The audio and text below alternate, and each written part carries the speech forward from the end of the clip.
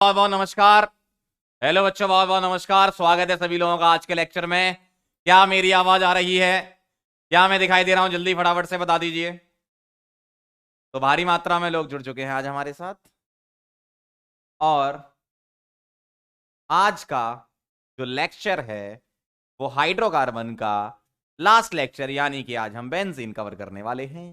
ठीक है, तो आज के लेक्चर में हम बेंजीन पढ़ेंगे। बेंजीन की बहुत सारी रिएक्शन आपने पहले से पढ़ रखी है और कुछ नई नई रिएक्शन आपके सामने आएंगी। तो चलिए शुरू करते हैं, आइए।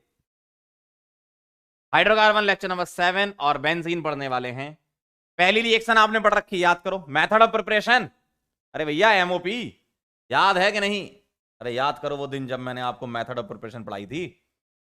Cyclic coupling of alkyne. Alkyne क्या होता है बेटा? ऐसा, इसके 3 मोल की कपलिंग होती है। क्या बनता है देखो, इसके 3 मोल की कपलिंग होती है और ये क्या बना लेता है? बेंजीन। क्या बना लेता है बेटा? बेंजीन। 3 मोल की कपलिंग होती है। याद करो, बहुत आसान है। ठीक है, इसको बोलते हैं साइक्लिक कपलिंग ऑफ अल्काइन। याद आ रहा है कि नहीं आ रहा है? लिखना है। वैसे तो अल्काइन में लिखा हुआ है, लेकिन चाहो तो लिख लो। तुरंत लिखो, लेकिन तुरंत, तुरंत से पहले, तुरंत से पहले लिखो, फिर हम आगे बढ़ते हैं। Red hot tube. अरे अरे अरे अरे, क्या बात है, ऊपर रेड हॉट ट्यूब भी लिखते हैं। अरे है, क्या बात है, रेड हॉट ट्यूब। ओहो ओहो, लिख लो लिख लो। चलें,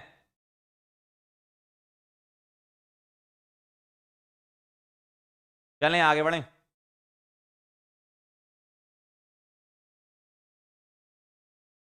चलिए सर, अगला है फिनॉल से। देखिएगा, फिनॉल में तुम डाल दो क्या? Zinc dust. फिनॉल में क्या डाल दो? जिंक डस्ट डाल दीजिए। क्या बनेगा? पीएचएच, बेंजीन बनेगा और जेड निकल जाएगा। याद कैसे रखोगे? याद कैसे रखोगे? ऐसे रखेंगे सर, जेड निकाल देंगे यहां से, देखो। याद कैसे रखोगे? ऐसे रखेंगे, जेड निकाल दोगे आप। क्या बात है सर, वाह, ऐसी होनी चाहिए रिएक्शन। तो जिंक डस्ट के साथ रिएक्शन कराओ, फिनॉल से क्या बन जाता है? बेंजीन। क्या बन जाता है? बेंजीन। सिंपल है एकदम, एकदम सिंपल है। नोट करना है, देखो, तुरंत से पहले।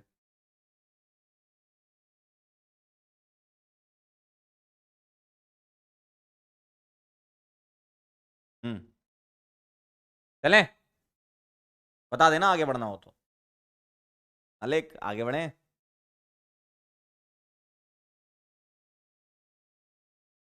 ठीक है, बहुत बढ़िया। Third is D carboxylation. D carboxylation याद है तुम्हें? चाहे तुम एसिड ले लो, चाहे तुम उसका सॉल्ट ले लो। सोडा लाइम डाल देते हो, NaOH क्या करने का है? COH हटाने का है और H लगाने का है। COH हटाओ और H लगाओ। और अगर सॉल्ट आ गया बेटा, क्या आ गया? सॉल्ट।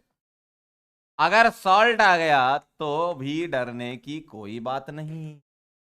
हाँ देख, क्या करेगा, क्या करेगा, क्या करेगा? CONA हटाओ और H लगाओ। COONA हटाओ और H लगाओ। क्या बात है, क्या बात है, क्या बात है ना? COONA हटाइए और H लगाइए, आंसर आ जाएगा। और भी बहुत सारी रिएक्शन आपने जिंदगी में पढ़ रखी है, जैसे एरोमेटाइजेशन से भी बना सकते हो, बिल्कुल सही। एरोमेटाइजेशन से भी बनाया जा सकता है ना? तो अपन तो अभी यही लिख रहे हैं, एरोमेटाइजेशन वाला ध्यान है तुम्हें, फटाफट से नोट कर लो इसको।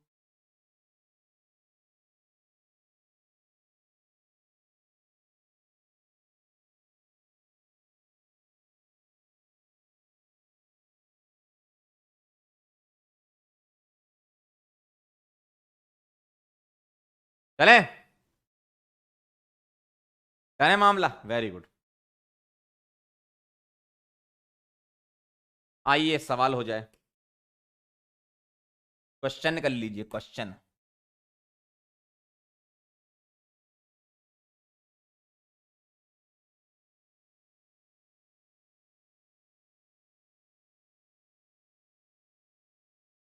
सवाल करोगे क्या? चलिए आइए आइए आइए आइए आइए। मैंने ये ले लिया, इसकी रिएक्शन कराइए एन ट्राई ईथर के साथ।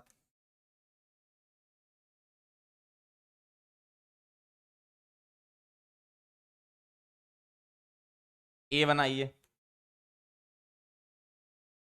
इसका कराइए Cr2O3 Al2O3। बी बनाइए, और बी बन रहा है के सोडा लाइम डिकार्बोक्सिलेशन, और सी क्या है? सॉल्ट। और सी जो सॉल्ट बन रहा है वो डी है एसिड, जिसके Na डेल्टा से बन रहा है। और जो बी है वो जिंक डस्ट ई से बन रहा है। और जो बी है वो red hot tube of F से बन रहा है। और एफ का Cu2Cl2 प्लस NH4Cl जी बनेगा। और जी का कराना है 1 इक्विवेलेंट ऑफ HCl, H बनाना है। क्या क्या आप ये कर सकते हैं? चलिए जल्दी से, चलिए फटाफट से आंसर करें।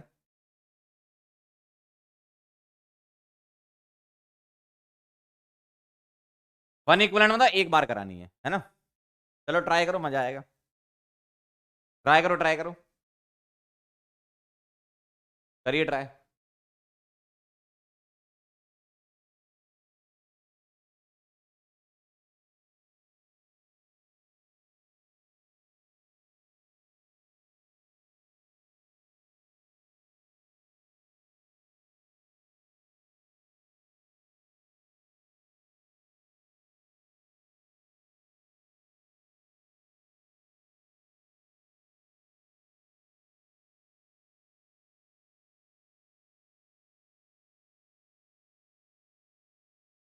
कहां तक पहुंच गई जनता?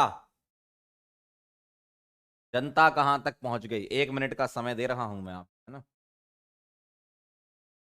चलिए, एक 1 मिनट का समय है।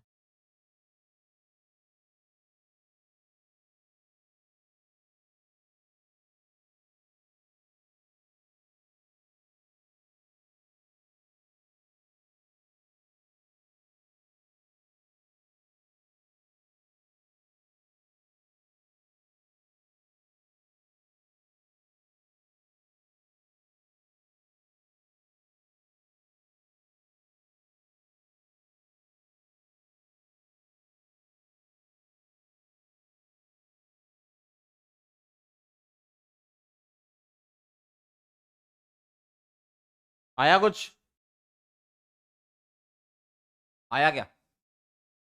आओ ना। आया क्या? हो गया डन। आइए, अगर मैं आपसे बात करूं, Na ट्राइथर क्या करेगा? ये बॉन्ड तोड़ेगा बेटा, रेडिकल रेडिकल, और ऐसा ही एक और रेडिकल जोड़ देंगे इससे। कैसा दिखेगा? ऐसा एन हेक्सेन, तो ए आ जाएगा N hexane. Cr2O3 Al2O3 aromatisation है, तो बी बन जाएगा बेंजीन, एरोमेटिक कंपाउंड। और ये बेंजीन सॉल्ट के सोडा लाइम से बन रहा है।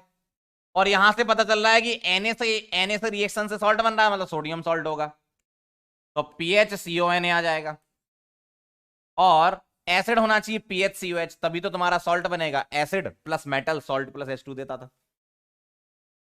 जिंक डस्ट से बेंजीन बन रहा है, इसका मतलब यहां होना चाहिए फिनॉल, तभी तो ZNO निकलेगा। और रेड हॉट ट्यूब से बन रहा है बेंजीन, यानी कि यहां आएगा एसिडिलीन। और एसिडिलीन की Cu2Cl2 NH4Cl लीनियर कपलिंग होती है। याद करो, लीनियर कपलिंग में विनाइल एसिडिलीन बनता है। क्या बनता है? Vinyl acetylene. अब जरा इस रिएक्शन पर ध्यान देना, अब जरा इस रिएक्शन पर ध्यान देना। क्या ध्यान देना? जब वन इक्विवेलेंट HCl के साथ रिएक्शन कराओगे तो वो अल्काइन पर रिएक्शन होगी। क्यों? अल्काइन से अल्कीन बनेगा और डबल सिंगल डबल रेजोनेंस आएगा, डबल सिंगल डबल रेजोनेंस आएगा। तो H प्लस और Cl माइनस क्या करेंगे बताओ? यहां बॉन्ड तोड़ेंगे, ये माइनस ये प्लस, और डबल बॉन्डेड प्लस रीअरेंज होता नहीं है, तो यहीं पे Cl जुड़ जाएगा और यहां H जुड़ जाएगा।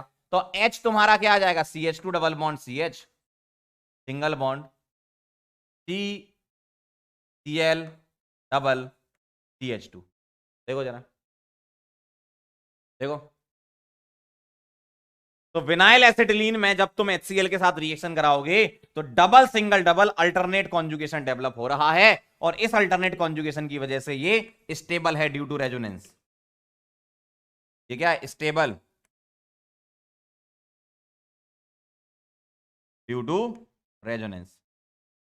क्या है इसमें? अल्टरनेट डबल है। ठीक है, तो हो सकता है लास्ट वाला जनता ने गलत किया हो, लेकिन अगर सही किया तो बहुत बढ़िया। H वाला रॉन्ग कर दिया, अल्कीन पे करा दिया है ना। अगर तुम्हारे पास डबल सिंगल ट्रिपल कॉन्जुगेटेड बन रहा है तो अल्काइन पर रिएक्शन होगी, अगर कॉन्जुगेटेड नहीं होता तो अल्कीन पर ही कराते। क्यों? तब रेजोनेंस डेवलप नहीं होता। जैसे अगर मेरे पास ऐसा लिखा होता,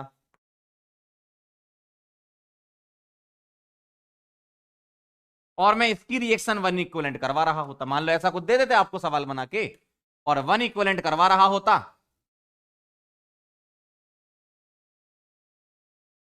तो यहां पर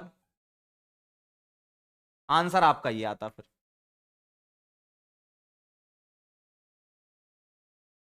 देखो, क्लियर? तो आपका आंसर ये आता। क्लियर है एकदम?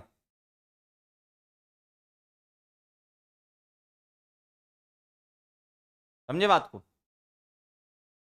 अगर कॉन्जुगेशन डेवलप हो रहा है, मतलब डबल के साथ ट्रिपल, अगर कॉन्जुगेशन में तो ट्रिपल पर रिएक्शन, अगर कॉन्जुगेशन नहीं है तो डबल पर ही कराओगे। ऐसा क्यों कराओगे डबल पे? क्योंकि यहां से जो कार्बोकेटाइन बनेगा वो ज्यादा स्टेबल बनेगा कंपेरिजन टू यहां वाला कार्बोकेटाइन। देखो, यहां डबल बॉन्ड पे प्लस बन रहा है, यहां सिंगल बॉन्ड पे प्लस बन रहा है। सिंगल बॉन्ड पे प्लस ज्यादा स्टेबल होता है डबल बॉन्ड पे प्लस में, एस कैरेक्टर से। तो सर यहां पर आपने ऐसा क्यों नहीं किया? यहां बेटा कॉन्जुगेशन डेवलप हो रहा है, और कॉन्जुगेशन डेवलप हो रहा है इसलिए यहां ट्रिपल पर रिएक्शन होनी पड़ेगी, जबकि यहां पर डबल पर करा रहे हो। बात समझ में आई? इसका मतलब अगर कॉन्जुगेटेड डाइईन बन रहा है तो ट्रिपल पर रिएक्शन कराएंगे, अगर कॉन्जुगेटेड नहीं है तो अल्कीन फास्ट रिएक्शन देती है अल्काइन से। किसमें? इलेक्ट्रोफिलिक एडिशन में। ये क्या है? Electrophilic addition reaction. समझे? तो ये बहुत बढ़िया सवाल होता है कि अगर तुम्हारा इलेक्ट्रोफिलिक एडिशन रिएक्शन कराना है और अल्टरनेट डबल ट्रिपल नहीं है, अगर अल्टरनेट में नहीं है तो डबल डबल बॉन्ड पे रिएक्शन होती है, अल्कीन पर रिएक्शन होती है। अगर अल्टरनेट नहीं है तो, अगर अल्टरनेट है तो ट्रिपल पे हो जाती है। बहुत बढ़िया पॉइंट है ये। बात समझ में आई? अगर तुम्हारे पास डबल के साथ ट्रिपल कॉन्जुगेशन में है तो ट्रिपल पर रिएक्शन कराओ, ताकि बनने वाला प्रोडक्ट डाइईन बनेगा, रेजोनेंस आएगा। अगर डबल और ट्रिपल कॉन्जुगेशन में नहीं है तो डबल बॉन्ड पर ही रिएक्शन फास्ट होगी। क्लियर है एकदम? ऐसा होता है। अब एक बच्चा कह रहा है सर अगर एक्सेस में कराएं, पूरा भरपूर कराओ, यहां भी कराओ, यहां भी कराओ, यहां भी कराओ, उसमें क्या दिक्कत है? एक्सेस में करानी तो सोचना थोड़ी होता है, कितनी बार करा लो, जितनी बार हो सकती है। एक बार यहां होगी, दो बार यहां होगी। क्लियर है? Done done done done. Note कर लो इसको, बहुत बढ़िया सवाल है ये। तो डबल के साथ अगर ट्रिपल कॉन्जुगेशन में तो ट्रिपल पर रिएक्शन, और अगर डबल ट्रिपल कॉन्जुगेशन में नहीं है तो डबल पर रिएक्शन। एकदम सही।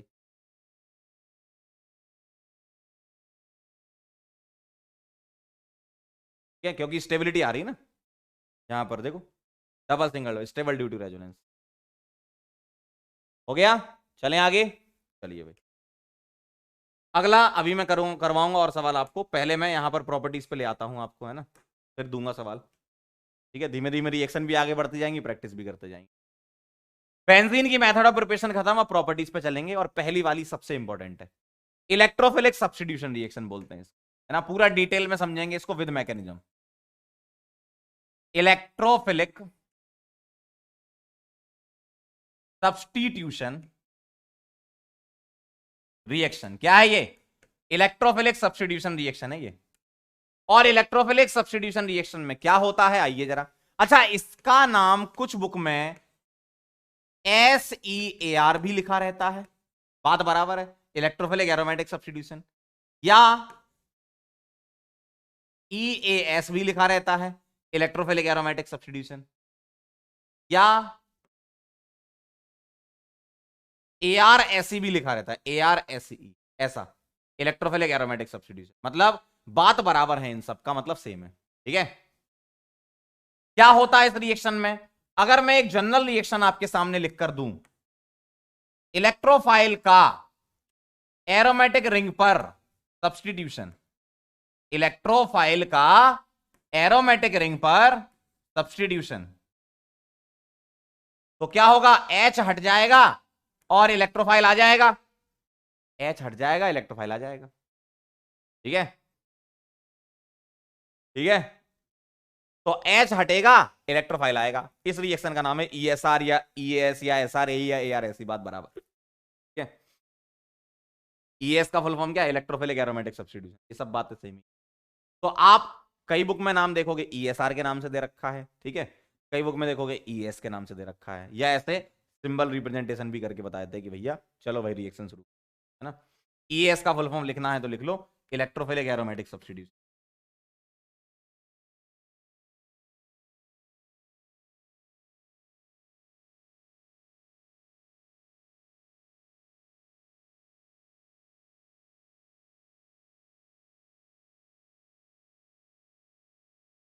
तो बेंजीन रिंग पर H हटाओ, E लगाओ। अब अगर मैं तुम्हें इलेक्ट्रोफाइल बताते जाऊं तो तुम्हारे आंसर आते जाएंगे। क्या करना है? H हटाना, इलेक्ट्रोफाइल लगा देना, है ना। तो पहले आप जनरल रिएक्शन नोट करो, फिर मैं आपको हर एक रिएक्शन में इलेक्ट्रोफाइल बताता हूं, आप आंसर लिखते जाना। नोट कर लो इसको पहले आप 45 सेकंड के अंदर।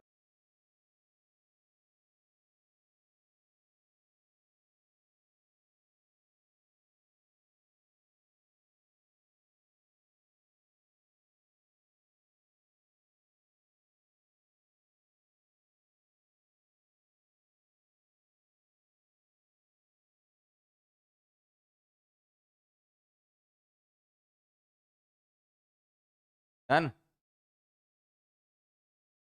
लिख लिया हो तो बता दो। चलें आगे, बहुत बढ़िया, आइए आगे बढ़ते हैं। अब मैं आपको बताता हूं अलग अलग रिएक्शंस, ठीक है। अब हम देख लेते हैं टाइप ऑफ ESR, उसमें मैं इलेक्ट्रोफाइल बताऊंगा, आप आंसर करते जाना, है ना। जैसे पहला है नाइट्रेशन। तो नाइट्रेशन में बेटा रिएजेंट जो होता है ना, रिएजेंट, वो क्या यूज करते हैं वो देखें जरा। रिएजेंट यहां यूज करते हैं concentrated HNO3 plus concentrated H2SO4, concentrated HNO3 plus concentrated H2SO4, ये तुम यूज करते हो किसमें? नाइट्रेशन। किसमें करते हो? नाइट्रेशन में। इलेक्ट्रोफाइल कैसे आता है देखिए जरा। बेटा H2SO4 क्या है? एसिड है। तो H2SO4 क्या देगा बताओ? H2SO4 का काम क्या है? H प्लस देना, दे दो। तो H2SO4 ने हमें क्या दिया? H प्लस दिया। हमें क्या दिया? H प्लस दिया। और जो HNO3 है उसको मैं ऐसे लिख रहा हूं, देखो। तो H2SO4 H प्लस देता है और HNO3 में ऑक्सीजन अपना लोन पेयर इसको डोनेट कर देता है। देखो H2SO4 ने H प्लस दे दिया और इसने अपना लोन पेयर इसको डोनेट कर दिया, तो अब ये तुमको ऐसा दिखने लगेगा, देखो ऐसा दिखेगा। अब आप यहां से पानी निकाल दोगे, क्यों? ऑक्सीजन पर प्लस अनस्टेबल, ये इलेक्ट्रॉन लेकर भाग जाएगा। पानी निकाल दोगे तो ऐसा दिखेगा, NO2 प्लस। और NO2 प्लस ही इस रिएक्शन में अटैकिंग रिएजेंट यानी कि इलेक्ट्रोफाइल होता है। NO2 प्लस इस रिएक्शन का क्या होता है? Attacking reagent.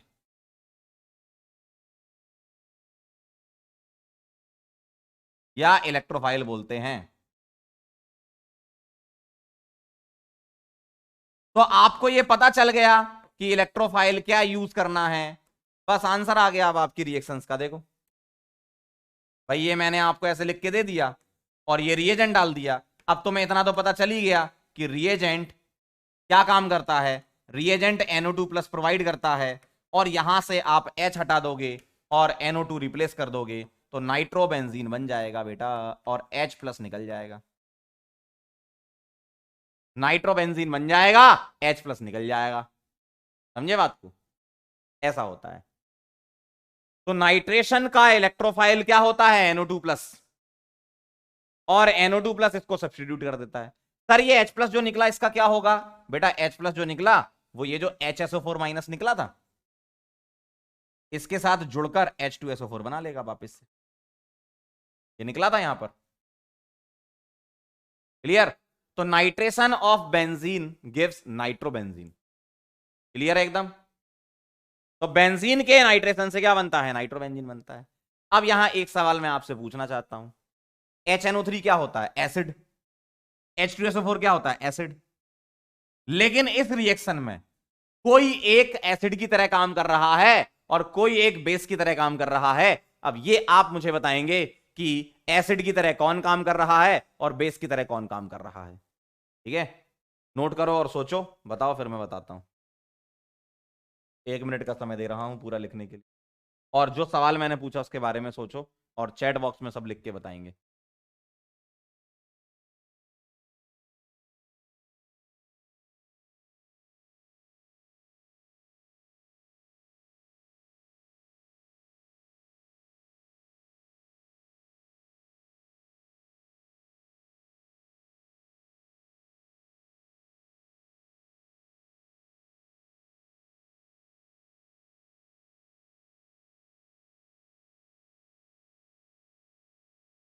सोचा? HNO3 और H2SO4 में कोई एक एसिड की तरह काम कर रहा है और कोई एक बेस की तरह काम कर रहा है। सोचिए, बताइए।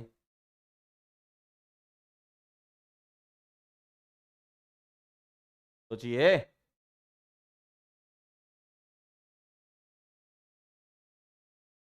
अच्छा सोचा, बढ़िया लिखा है, वेरी गुड, एकदम सही जा रहे हो। देखो आप अगर गौर से देखें तो ये लोन पेयर दे रहा है, तो HNO3 किसकी तरह काम कर रहा है? Lewis base. तो HNO3 वैसे एसिड है, सुनना ध्यान से, HNO3 वैसे तो एसिड है लेकिन H2SO4 के सामने ये पलट जाता है। H2SO4 के सामने ये खुद काम करने लगता है बेस की तरह, क्योंकि H2SO4 इससे अच्छा एसिड है ना?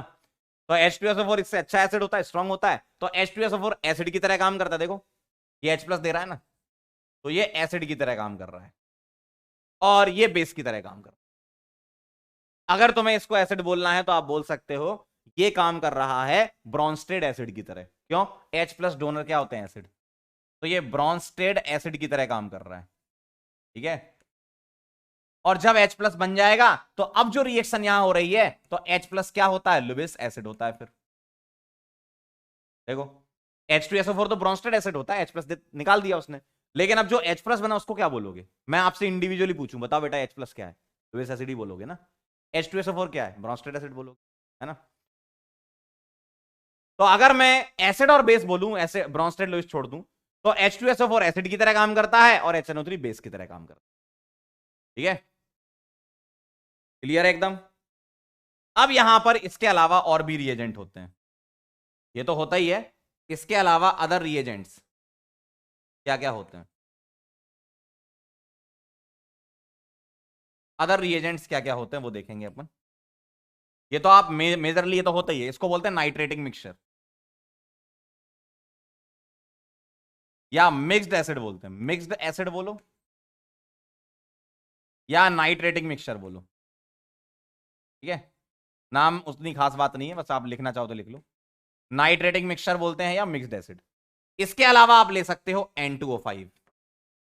N2O5 एक्चुअल में एग्जिस्ट करता है NO2 प्लस और NO3 माइनस की तरह, और NO2 प्लस इलेक्ट्रोफाइल बन जाएगा। क्या N2O5 है यहां पे? और अगर ये नहीं लेना तो NO2 BF4 ले सकते हो। इसमें भी NO2 प्लस होता है और BF4 माइनस, तो इसमें आपको साफ साफ इलेक्ट्रोफाइल मिल जाएगा। देखो ये इलेक्ट्रोफाइल है, ये इलेक्ट्रोफाइल, ठीक है, क्लियर है एकदम, क्लियर है एकदम। तो H2SO4 H प्लस रिलीज करता है, HNO3 बेस की तरह काम करता है, एसिड बेस रिएक्शन होती है, पानी निकलता है और NO2 प्लस बनता है, और NO2 प्लस बेंजीन पर सब्स्टिट्यूशन कर देता है, ये बन जाता है। आप इसके अलावा मिक्स्ड एसिड या नाइट्रेटिक मिक्सचर के अलावा क्या क्या ले सकते हो, N2O5 भी दिया जा सकता है आपको, और NO2BF4 भी दिया जा सकता है। मतलब NO2 प्लस तुम्हें चाहिए, बेसिक पर फोकस करो, क्या चाहिए इलेक्ट्रोफाइल, NO2 प्लस। बेंजीन से H हटेगा, NO2 प्लस आ जाएगा, काम खत्म, क्लियर। चलिए अब इसको आप नोट कर लीजिए फटाफट से, अभी लिखना है जल्दी से, और बताइए लिख लें तो।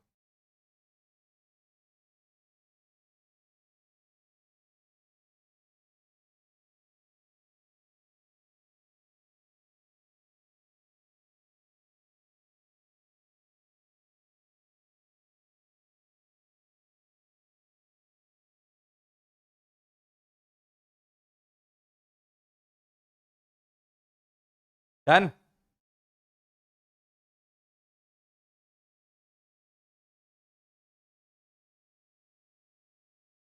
लिख लिया, चलो बहुत बढ़िया, वेरी नाइस, क्या बात है। चलो आगे बढ़ते हैं, अगली रिएक्शन है,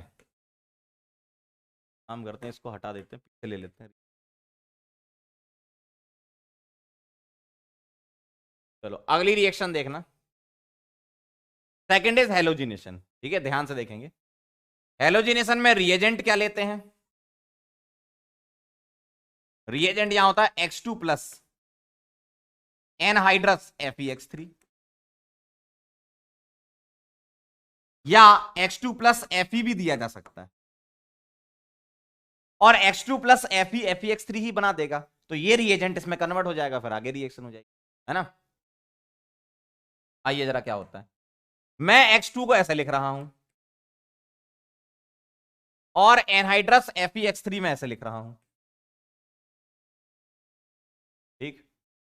अब यहां क्या होता है, ये काम करता है लुईस एसिड की तरह, क्यों, आयरन के 3 बॉन्ड हैं, 3 बॉन्ड मतलब 6 इलेक्ट्रॉन, 8 होने चाहिए थे, वैकेंट ऑर्बिटल है, तो होता क्या है, यहां से ये दोनों इलेक्ट्रॉन किसी एक हैलोजन पर शिफ्ट कर दो, तो ऐसा दिखेगा आपको, और जैसे ही एनाइन बनेगा वो Fe को अपने लोन पेयर दे देगा, कैसा दिखेगा, X प्लस और FeX4 नेगेटिव, ऐसा दिखेगा, कैसा दिखेगा, X प्लस और FeX4 नेगेटिव जैसा दिखेगा, ऐसा दिखेगा, देखो दिखेगा ऐसा। तो यहां पर अटैकिंग रिएजेंट या इलेक्ट्रोफाइल क्या बना, X प्लस बना, क्या बना, अटैकिंग रिएजेंट या इलेक्ट्रोफाइल, हेलोजन जब आता है तो अटैकिंग रिएजेंट या इलेक्ट्रोफाइल क्या होता है, X प्लस,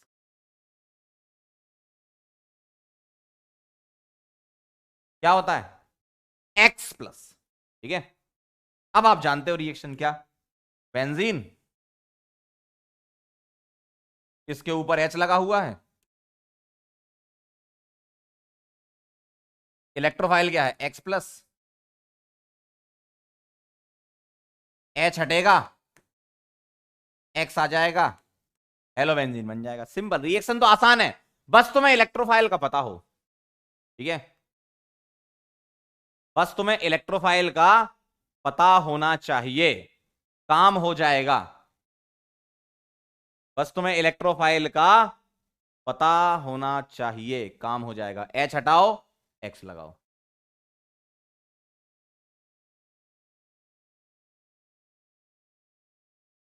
ठीक है। सर इस H प्लस का क्या हुआ होगा, ये जो FeX4 माइनस है, FeX4 माइनस है, यहां से X माइनस H प्लस लेकर HX बना लेगा, और आपको FeX3 कैटलिस्ट वापस मिल जाएगा, जो फर्दर रिएक्शन में यूज किया जा सकता है, तो Fe या FeX3 क्या काम करता है? कैटलिस्ट की तरह काम करता है। ठीक है, क्लियर है एकदम? क्लियर है एकदम? डन। तो ये है आपकी क्या, हेलोजिनेशन।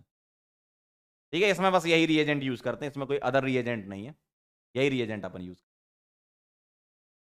चलिए इसको नोट कर लीजिए, फिर आगे बढ़ते हैं। ऐसे ही एक एक करके हमें स्टडी करना है,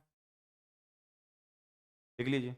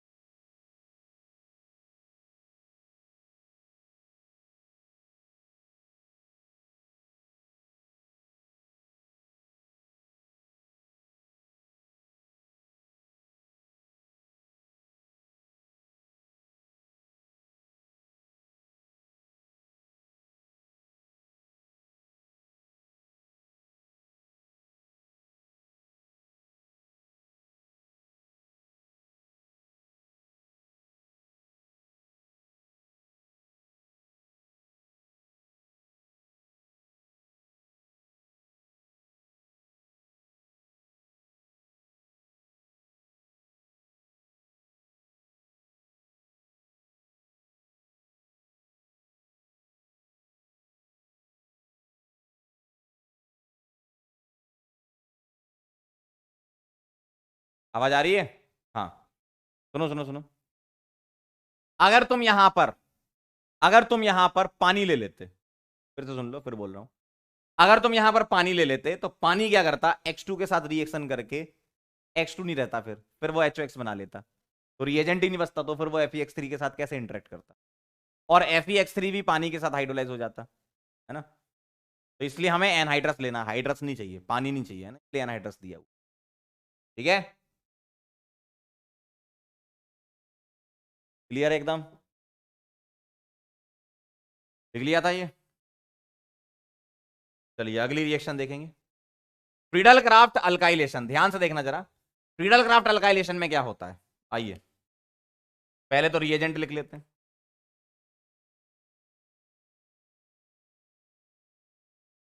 रिएजेंट होता है यहां पर RX प्लस एनहाइड्रस AlX3।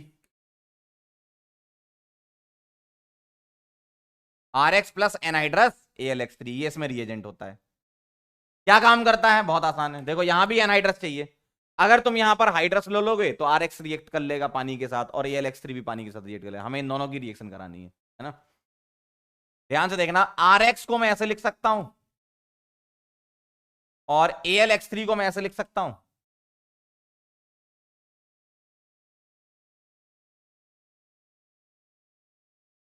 क्या होगा आप देखना, ये दोनों इलेक्ट्रॉन हेलोजन रखेगा, यहां माइनस यहां प्लस, और ये एनायन इस Al के साथ रिएक्ट कर लेगा, तो क्या बनेगा R प्लस और AlX4 माइनस, R प्लस और AlX4 माइनस।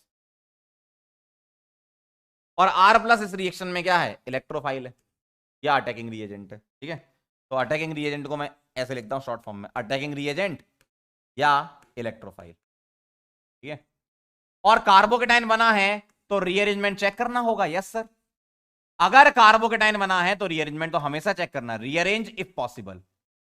किसी भी रिएक्शन में कार्बोकेटाइन बनता है तो रीअरेंजमेंट चेक करना ही है, तो रीअरेंज इफ पॉसिबल। और रीअरेंज करवाने के बाद आपको क्या करना है, बेंजीन से H हटाकर R लगा देना, बेंजीन से H हटाकर क्या लगा देना, R लगा देना।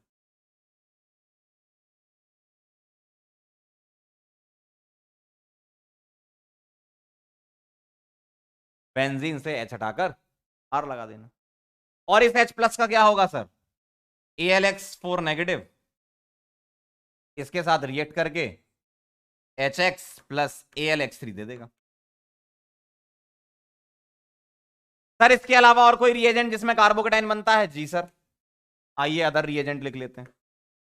इसके अलावा अदर रिएजेंट्स क्या क्या मिल सकते हैं तुमको इस रिएक्शन में?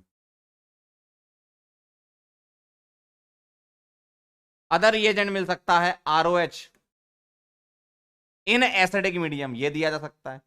अगर ये नहीं देंगे तो अल्कीन दे देंगे। ऐसा क्यों? क्योंकि इनमें भी तो कार्बोकेटाइन बनता है बेटा। देखो, अगर मैं इन दोनों की रिएक्शन कराऊंगा तो भी पानी निकल जाएगा, कार्बोकेटाइन बन जाएगा। और अगर मैं अल्कीन की H+ से कराऊंगा तो भी कार्बोकेटाइन बनेगा। ऐसे देखो, माइनस प्लस, इस वाले में ये निकल जाएगा माइनस प्लस के, तो यहां भी तो कार्बोकेटाइन बनेगा।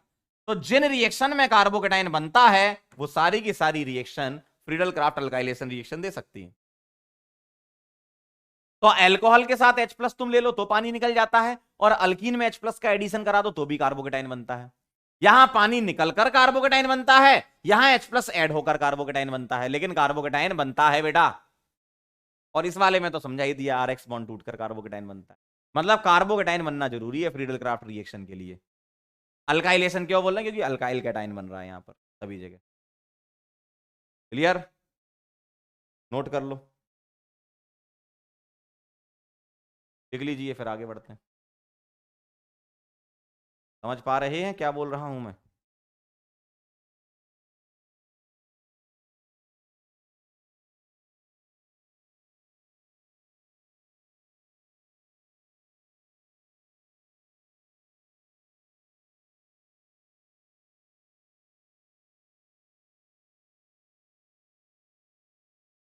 लिख लो तो बता देना। सभी लोग अगर लिख लें तो बता दीजिए।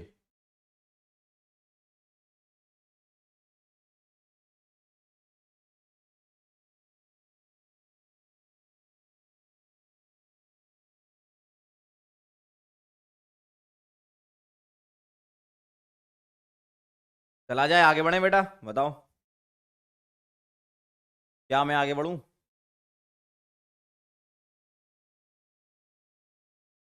चलिए अगला देखना।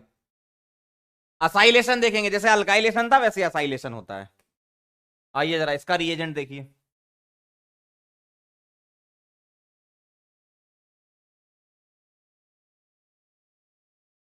रिएजेंट है RC डबल बॉन्ड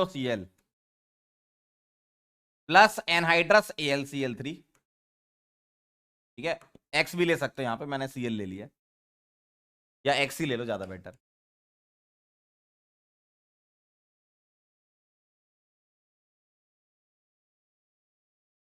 देखना जरा क्या होता है। ये मेरे पास रिएजेंट है और इसकी रिएक्शन होती है कैटलिस्ट के साथ, AlX3 के साथ। वैसे ही बॉन्ड तोड़ना, तोड़ो जरा।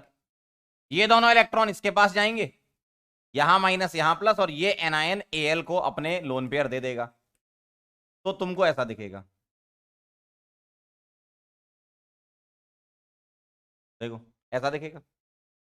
अब बताओ क्या इस कार्बोकेटाइन में रीअरेंजमेंट होगा? नहीं होगा, नो रीअरेंजमेंट।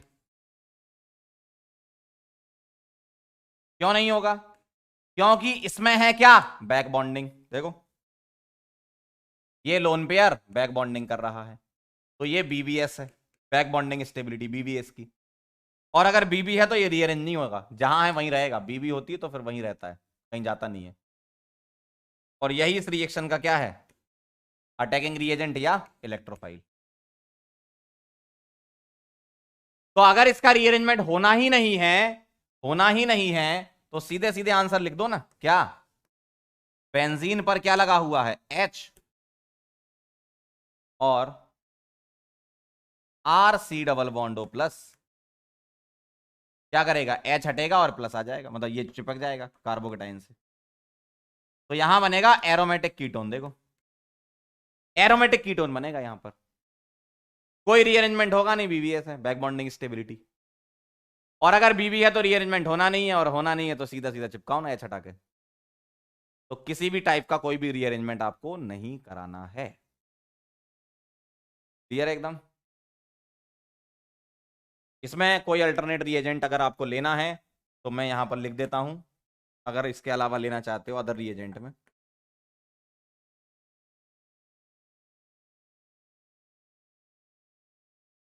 आप यहां पर एसिटिक एनहाइड्राइड भी ले सकते हो।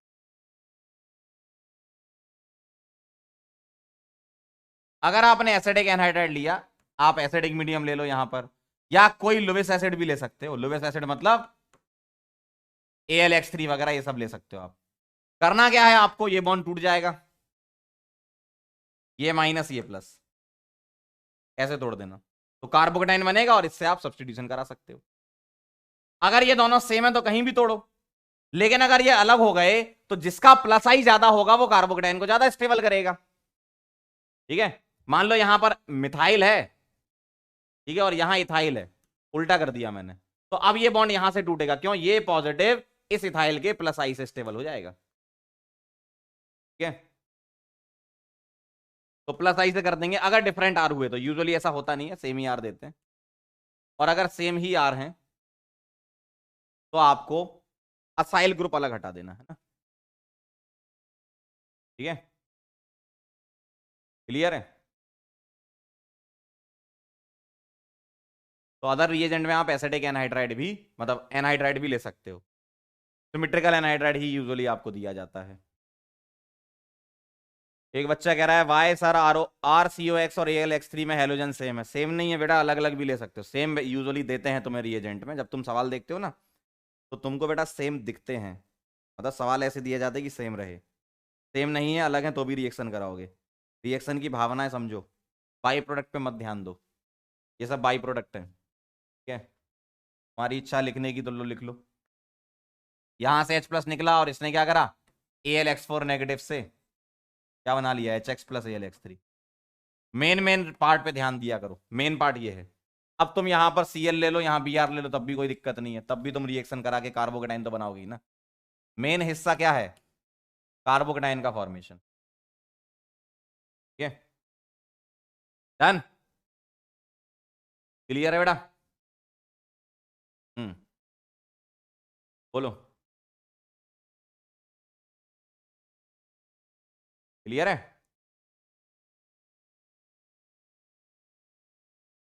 नोटेड, चलो बहुत बढ़िया, वेरी नाइस, वेरी गुड, क्या बात है।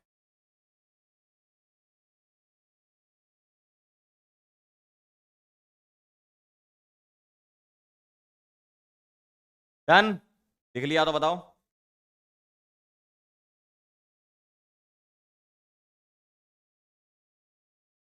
चलो बहुत बढ़िया, वेरी नाइस। अगली रिएक्शन है बेटा सल्फोनेशन। अगर तुम्हें सल्फोनेशन कराना है तो यहां रिएजेंट क्या होगा, यहां रिएजेंट आप ले सकते हो SO3 + H2SO4। अगर ये नहीं देंगे तो फ्यूमिंग H2SO4 भी दे सकते हैं। फ्यूमिंग H2SO4 का मतलब ही होता है कि SO3 डिसॉल्व इन H2SO4, और फ्यूमिंग H2SO4 को ओलियम के नाम से भी जाना जाता है।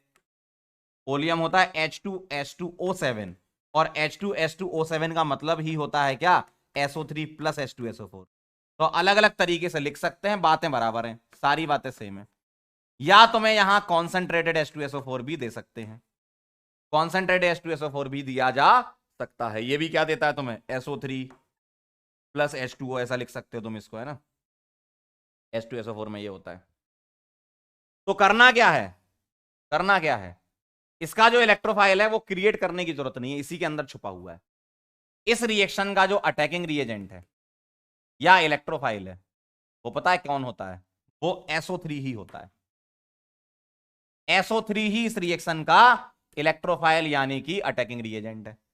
तो तुम्हें एक्स्ट्रा कुछ नहीं करना, बेंजीन से H हटा देना और क्या लगा देना, SO3।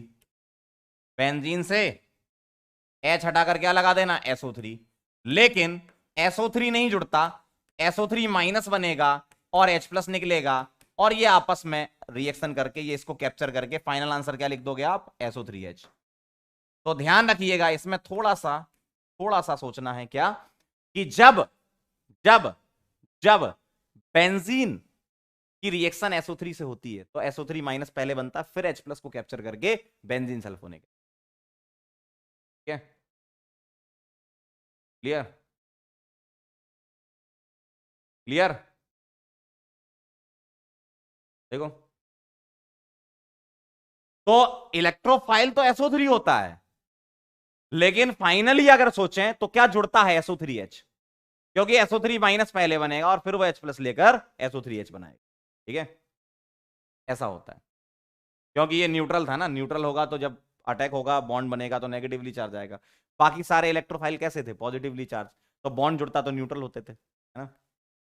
तो ये SO3 खुद न्यूट्रल है, तो जब बॉन्ड इसका बनेगा तो नेगेटिवली चार्ज हो जाएगा, H प्लस आएगा इसके पास, SO3H बना लेगा। तो ये रिएक्शन का नाम है सल्फोनेशन। इनमें से कोई भी रिएजेंट आपको दिया जा सकता है। ठीक है, नोट कर लीजिए इसको, लिख लीजिए।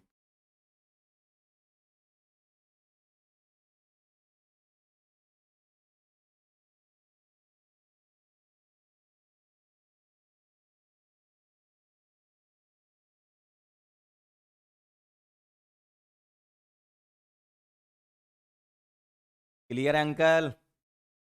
ठीक है, और रिवीजन वगैरह कर रहे हो कि नहीं?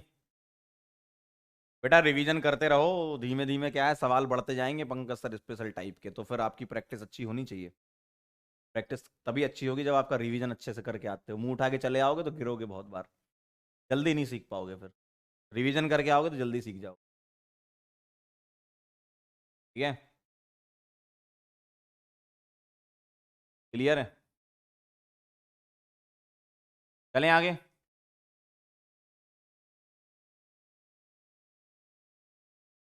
चलिए भाई आगे बढ़ते, अब हम करते हैं कुछ सवाल और फिर अपन इसकी मैकेनिज्म देखेंगे, है ना। सवाल कर लेते हैं फिर मैकेनिज्म तो देख ही लेना।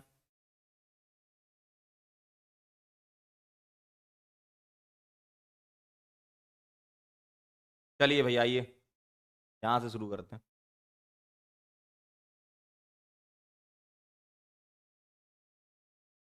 करना जरा सवाल को, है ना।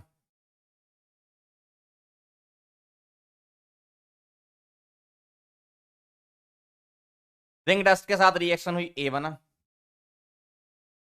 ए की रिएक्शन करानी है NO2BF4 के साथ, बी बनाएंगे। इसकी रिएक्शन करानी है ओलियम के साथ, सी बनाएंगे। इसकी रिएक्शन करानी है OH H+ के साथ, डी बनाएंगे। और इसकी रिएक्शन करानी है PHCOCl एनहाइड्रस AlCl, ई बनाएंगे। और इसकी रिएक्शन करानी है Br2Fe के साथ।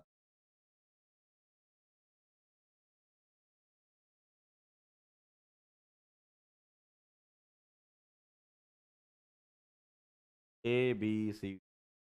चलिए फटाफट से आंसर कर लीजिए, करो।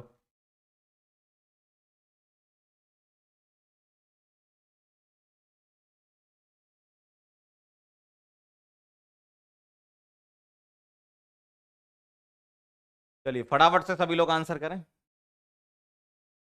क्या लग रहा है? जवाब दें, जवाब दें, करो, ट्राई करो, आएगा आंसर।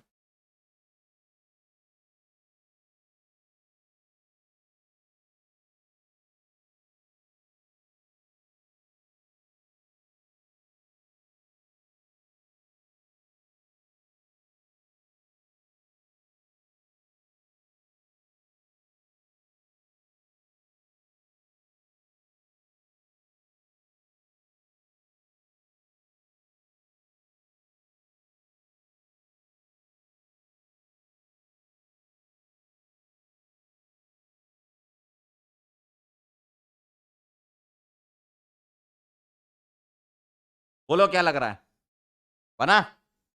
चलिए आइए स्टार्ट करते हैं। जिंक डस्ट में क्या होगा, ZNO निकाल देना, क्या आ जाएगा, बेंजीन। अब यहां NO2+BF4-, ये इलेक्ट्रोफाइल सब्स्टिट्यूट करा दो, क्या बन जाएगा, नाइट्रोबेंजीन। ठीक, ओलियम के साथ रिएक्शन कराओगे SO3 इलेक्ट्रोफाइल होता है, लेकिन जुड़ता क्या है SO3H, तो बेंजीन सल्फोनिक एसिड। Br2Fe क्या देता है, Br+, क्या बन जाएगा, ब्रोमोबेंजीन। ठीक, इधर ध्यान दीजिएगा, यहां क्या होता था, OH हटता था, प्लस बनता था, तो कार्बोकेटाइन ये बनेगा, और ये कार्बोकेटाइन रिंग एक्सपांसन करके 5 में कन्वर्ट हो जाएगा भाई, रिंग एक्सपांड हो जाती ना ये वाली, और ये बेंजीन पर जुड़ जाएगा।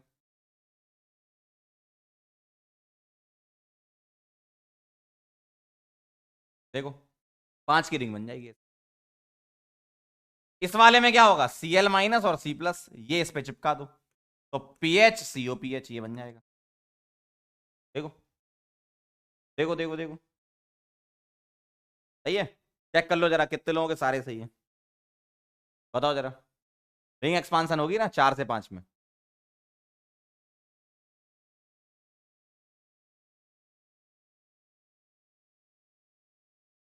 क्लियर है बेटा?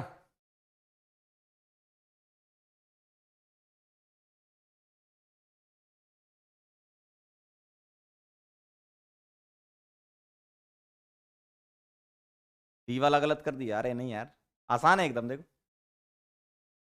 नोट कर लो। जिसके सारे सही है वेरी गुड, जिसका ये वाला रॉन्ग हो गया देख लो क्या किया। यहां बाहर प्लस आएगा, रिंग एक्सपांसन होकर ये बन जाएगा ऐसा, है ना मामला। चलो एक और करते हैं, चलें आगे, चलें, कोई नहीं और करते जाओ। अगला देखो,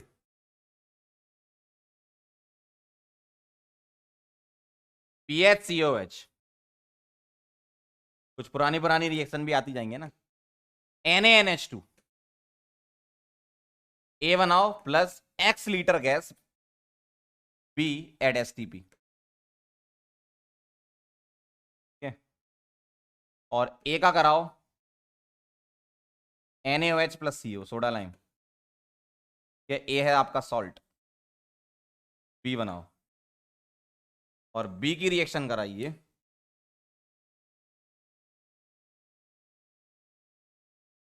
C बनाइए और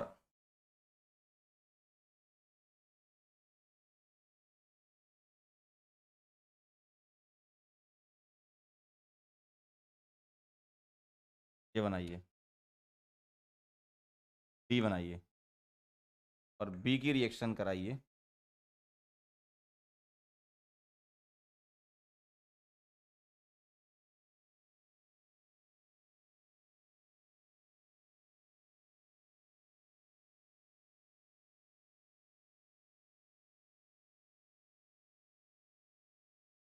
चलिए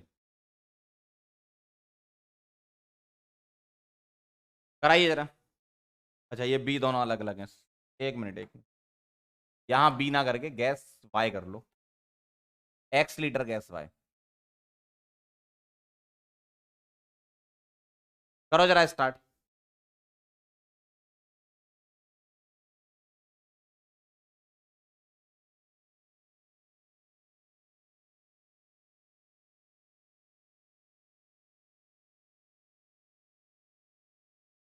करिए ट्राई करिए, आना चाहिए सबका आंसर।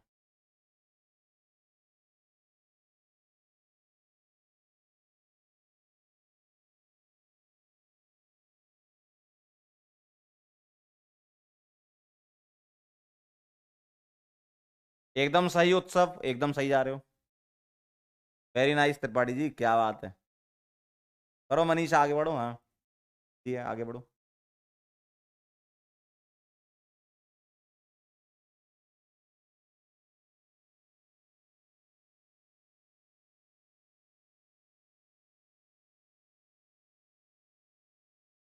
हो गए सारे?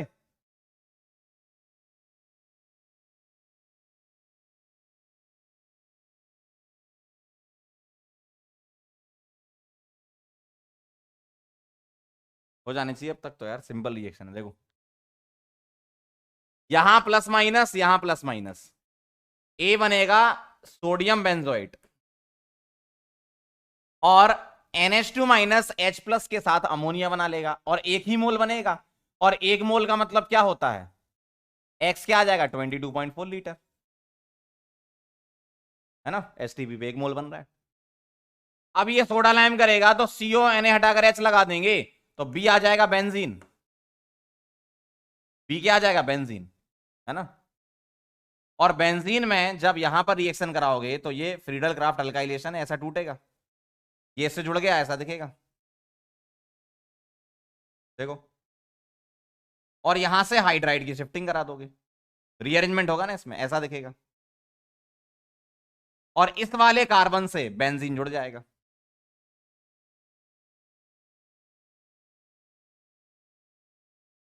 ऐसा देखो, देखो ऐसे दिखेगा आपको। यहां पर Cl हटेगा, ये प्लस ये माइनस, और इसमें कार्बोकेटाइन तुमको सबसे पहले ऐसा दिखेगा। अब 6 की रिंग में रिंग एक्सपांसन तो होता नहीं है, तो यहां पर क्या होगा, हाइड्राइड शिफ्ट हो जाएगी,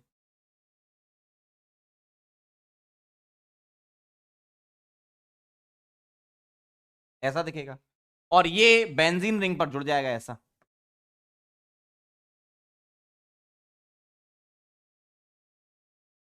ऐसा देखो भाई। हाइड्राइड यहां कार्बोकेटाइन बना, हाइड्राइड शिफ्ट ये बनेगा, यहां प्लस आएगा और ये जुड़ेगा बेंजीन रिंग से, ऐसे। इस वाले में देखो OH हट जाएगा, ये माइनस ये प्लस, कोई रिंग एक्सपांसन नहीं, कोई कॉन्ट्रैक्शन नहीं, कुछ नहीं, ना रीअरेंजमेंट, सीधे जोड़ दो, तो बेंजीन पर 5 की रिंग जुड़ जाएगी, नहीं 6 की रिंग है, 6 की रिंग जुड़ जाएगी ऐसी, देखो चेक कर लो जरा कितने लोगों के सारे सही थे। डी वाले में हाइड्राइड शिफ्ट होगी और डी वाले में भी हाइड्राइड शिफ्ट होगी, ई वाले में कोई रीअरेंजमेंट नहीं होगा। क्या ये बात क्लियर है?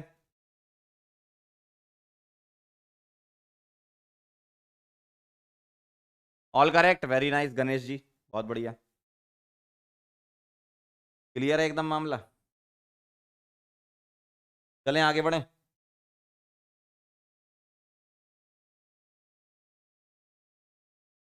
क्या मैं आगे बढ़ सकता हूं, जल्दी बताएं।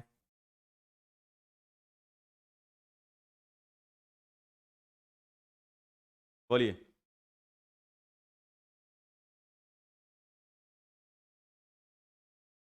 क्या बात है, बहुत बढ़िया, काफी लोगों के सारे सही हैं आपकी बार, क्या बात है, फॉर्म में आ रही जनता। ये बेटा, बस ऐसे ही चलते जाओ, सवाल आएंगे धड़ाधड़ करते जाना, मजा आ जाएगा एकदम, धीमे धीमे जैसे जैसे चैप्टर आगे बढ़ेंगे ना, मजा आता जाएगा, ठीक है।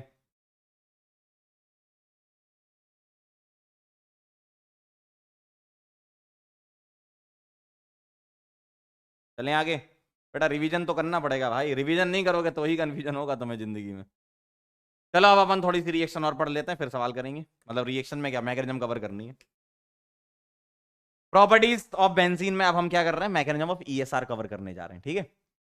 कैसे बॉन्ड टूटते होंगे, कैसे बनते होंगे, अभी तो हमने डायरेक्ट किया, H हटाओ इलेक्ट्रोफाइल चिपका दो, काम खत्म, है ना। अलग अलग स्टेप होते हैं इसमें, जैसे पहला होता है जनरेशन ऑफ इलेक्ट्रोफाइल, और इलेक्ट्रोफाइल हम जनरेट कर चुके हैं हर एक रिएक्शन का। कौन कौन सी रिएक्शन हमने पढ़ी थी, आइए आइए, कौन कौन सी रिएक्शन पढ़ी थी, nitration, halogenation, Friedel Craft alkylation, Friedel craft acylation, और सल्फोनेशन, यही पढ़ी थी। तो एक एक करके अपन सबके इलेक्ट्रोफाइल लिख लेते हैं। जनरेशन हम कर चुके हैं, बस यहां पर एक बार लिख लेते हैं, क्या, nitration, halogenation, FC alkylation, Friedel Craft alkylation, Friedel craft acylation, और सल्फोनेशन, है ना। आइए जरा, नाइट्रेशन में क्या होता है, NO2+, ये सब याद होना चाहिए आपको, है ना। हेलोजिनेशन में X+, इसमें R+, और यहां लिख भी लो क्या, रीअरेंज पॉसिबल, अगर पॉसिबिलिटी है तो रीअरेंजमेंट कराना। यहां लिख लो RC डबल बॉन्ड हो प्लस, नो रीअरेंजमेंट,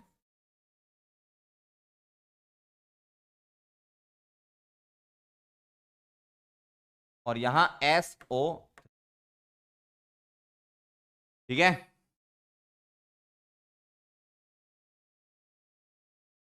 ठीक है, तो ये कहानी है इसकी। तो जनरेशन हम कर चुके हैं, बस क्या क्या इलेक्ट्रोफाइल अटैकिंग रिएजेंट है वो ये लिखे हुए हैं। तो आप एक काम करो, टेबल बना लो तो अच्छा रहेगा आपके लिए, एक साथ सब याद हो जाएंगे, है ना।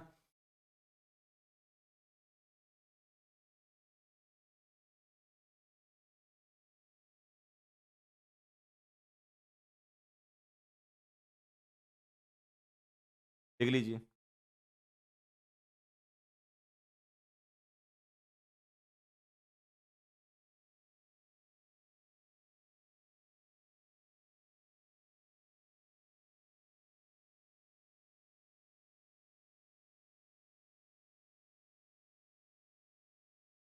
हो गया मामला डन?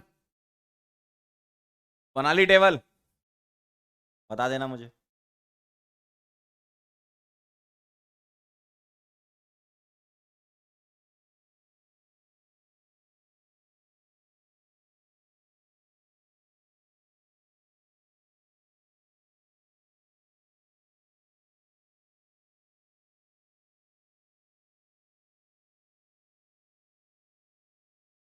चलें आगे?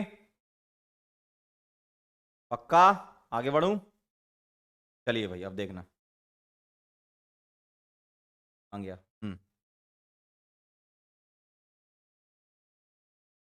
तो पहला स्टेप क्या था मैकेनिज्म का? जनरेशन ऑफ इलेक्ट्रोफाइल, जो कि हम कर चुके थे हर एक इंडिविजुअल रिएक्शन में, है ना। अब मुझे इलेक्ट्रोफाइल मिल गया। अब सेकंड स्टेप है, कार्बोकेटाइन बनता है यहां पर। कैसे बनता है, ध्यान से सुनना जरा। कैसे फॉर्मेशन होता है, ध्यान से देखिएगा। मेरे पास ये बेंजीन रिंग है, ठीक है, और मेरे पास क्या आया? इलेक्ट्रोफाइल आया, है ना। मेरे पास इलेक्ट्रोफाइल आया। तो होता क्या है यहां पर,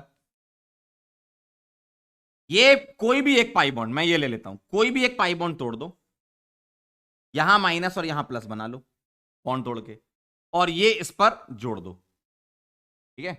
ये नेगेटिव इससे जोड़ दो, तो कैसा दिखेगा? ऐसा।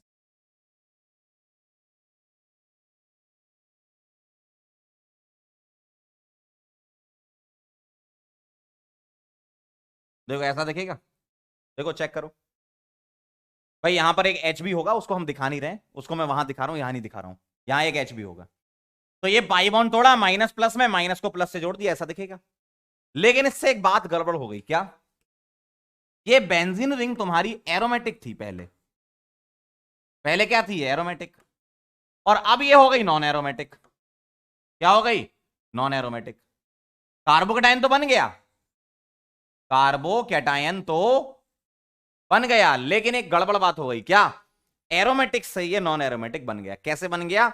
इस वाले कार्बन को गौर से देखो, इसके 4 बॉन्ड हो गए, 4 सिग्मा मतलब sp3। तो प्लेनरिटी खत्म हो गई, तो प्लेनरिटी खत्म हो गई, तो बॉन्ड टूटा, इलेक्ट्रोफाइल जुड़ गया, कार्बोकेटाइन भी बन गया, लेकिन नॉन एरोमेटिक हो गया, ठीक है। अच्छा, इसमें मुझे एक बात बताओ, क्या ये कार्बोकेटाइन रेजोनेंस स्टेबलाइज्ड है? बोलो, क्या ये कार्बोकेटाइन रेजोनेंस स्टेबलाइज्ड है? चलो नॉन एरोमेटिक तो ठीक है, बन गया। हाँ सर, नॉन एरोमेटिक बन गया। नॉन एरोमेटिक हमें दिख रहा है सर, बन गया। क्यों? ये sp3 हो गया। मैं तो कोई दूसरी चीज पूछ रहा हूं आपसे। क्या क्या ये कार्बोकेटाइन रेजोनेंस में आ रहा है क्या? बोलो। बिल्कुल आ रहा है। देखो, plus single double single double, तो इसके रेजोनेंस में आ रहा है, तो रेजोनेटिंग स्ट्रक्चर भी बनेंगे, रेजोनेंस हाइब्रिड भी बनेगा, बिल्कुल बनेगा, ठीक है। तो पहले आप इसको नोट करो, फिर मैं इसके रेजोनेटिंग स्ट्रक्चर बना के आपको दिखाता हूं कैसे दिखते हैं।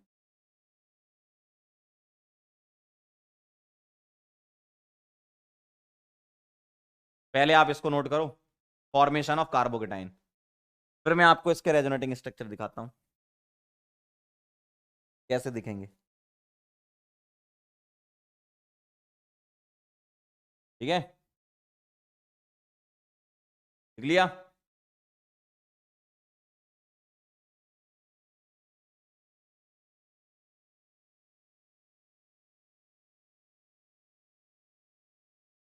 बेटा साक्षी, मैकेनिज्म का काम सिर्फ और सिर्फ समझने के लिए है, बाकी क्वेश्चन करना तो मैंने सिखा दिया तुम्हें, ठीक है। मैकेनिज्म का काम समझने के लिए, अब मैकेनिज्म से रिलेटेड सवाल भी पूछ सकते हैं इसमें, पहले समझ तो लें मैकेनिज्म। चलें आगे, डन,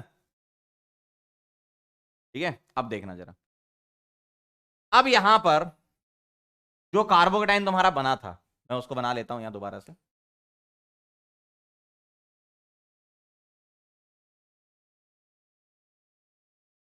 ये तुम्हारा कार्बोकेटाइन बना था, और आपसे मैंने पूछा था तो आपने बोला था जी सर रेजोनेंस है। बना लो जरा, अगर रेजोनेंस है तो रेजोनेटिंग स्ट्रक्चर भी बनेंगे।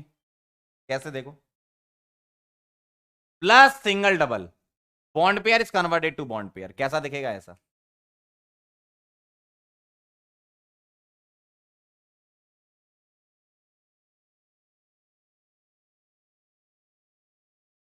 देखो, तो पहला रेजोनेटिंग स्ट्रक्चर ऐसा दिखेगा। और बताओ, प्लस सिंगल डबल आगे बिल्कुल है सर, क्यों नहीं है, आगे भी है, आगे भी तो है बेटा, देखो ना। तो अगला कैसा दिखेगा? ऐसा।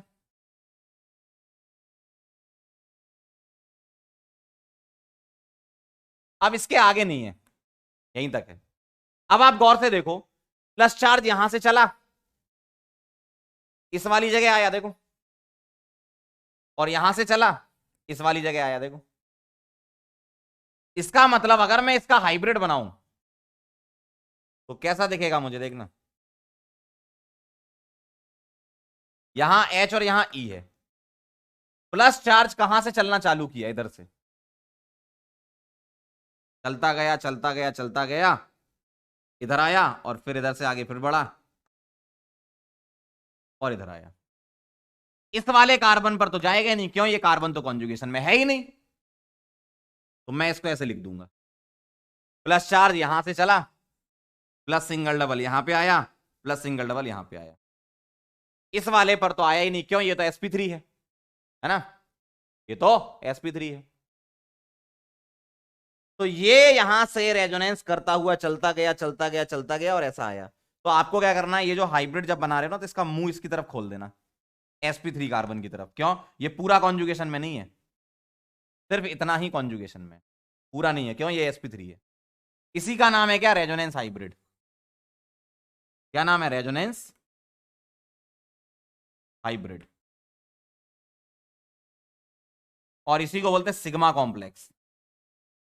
सिग्मा कॉम्प्लेक्स, क्योंकि इसी में ही इलेक्ट्रोफाइल इसके साथ सिग्मा बॉन्ड बनाता है ना, सिग्मा कॉम्प्लेक्स, या वीलैंड इंटरमीडिएट भी इसी का नाम है,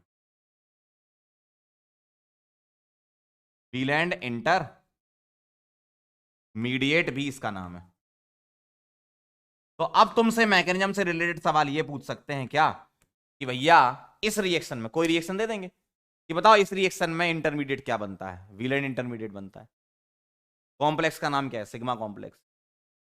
या कोई स्ट्रक्चर देके पूछेंगे बताओ ये क्या है? Resonance hybrid. ऐसा, ठीक है। तो वो जो कार्बोकेटाइन बनता है वो रेजोनेंस स्टेबलाइज होता है, और एक रेजोनेंस हाइब्रिड बनता है जो कि ऐसा दिखता है, इसका नाम होता है ये, ठीक है। तो अब एक काम करो, नोट करो इसको, फिर अपन आगे चलते हैं। तो अभी हमारे दो स्टेप हुए, क्या? जनरेशन ऑफ इलेक्ट्रोफाइल, और दूसरा फॉर्मेशन ऑफ कार्बोकेटाइन, ठीक है। दो स्टेप हो गए अभी अपने। इलेक्ट्रोफाइल हमने जनरेट कर ही लिए थे इंडिविजुअल रिएक्शन में, और कार्बोकेटाइन अभी हम फॉर्म करके बैठे हुए हैं। अब ये कार्बोकेटाइन आगे कुछ कुछ करेगा।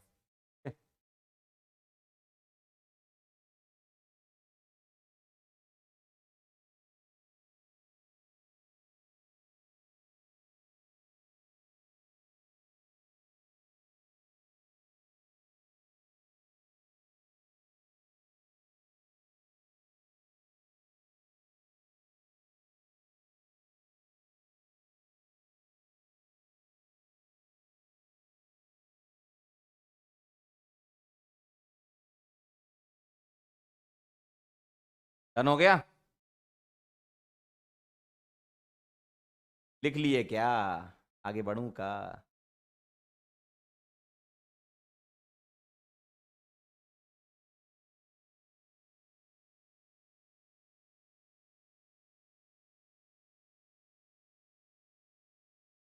चलो अब चलते हैं आगे, आइए जरा। अगला स्टेप कहां गया? हाँ, next step is removal of proton. कैसे देखें? मेरे पास वो जो कार्बोकेटाइन था, जो रेजोनेंस स्टेबलाइज था ना, वो ऐसा था, ठीक है। तो कार्बोकेटाइन बना, अब यहां से प्रोटॉन निकलेगा। क्यों? ये है नॉन एरोमेटिक, एरोमेटिसिटी रिगेन करने के लिए ये दोनों इलेक्ट्रॉन, ये कार्बन रखेगा, यहां माइनस यहां प्लस आएगा, और ये प्लस माइनस चिपक जाएंगे, मतलब बॉन्ड बन जाएगा। तो इलेक्ट्रोफाइल आ चुका है देखो, ठीक है। और बेंजीन वापस आ गई अपनी, तो एरोमेटिसिटी रीगेन हो गई। अब ये मत कहना कि सर आपने इलेक्ट्रोफाइल तो यहां लगा रखा है, सवालों में तो आप यहां लगाते थे। बेटा बेंजीन की सारी पोजीशन आइडेंटिकल होती है, आप इलेक्ट्रोफाइल को यहां लगाओ, यहां लगाओ, कहीं भी लगाओ, बात बराबर है। बेंजीन की सारी पोजीशन आइडेंटिकल होती है। ठीक है, ठीक है, ठीक। तो रिमूवल ऑफ प्रोटॉन यानी कि H+ यहां से निकल के क्या करता है, एरोमेटिसिटी रीगेन करता है। तो मैं तीनों स्टेप फिर से बताता हूं। पहला, जनरेशन ऑफ इलेक्ट्रोफाइल, हर एक इंडिविजुअल रिएक्शन में पढ़ चुके हो। दूसरा, कार्बोकेटाइन फॉर्मेशन, इलेक्ट्रोफाइल अटैक करता है, कार्बोकेटाइन बनता है, और वो कार्बोकेटाइन रेजोनेंस स्टेबलाइज होता है, सिग्मा कॉम्प्लेक्स, हाइब्रिड वगैरह सारी कहानी बता चुका हूं। और तीसरा step, removal of proton, non aromaticity से वापस एरोमेटिसिटी रीगेन कर ले। ठीक है, फटाफट से नोट कर लो।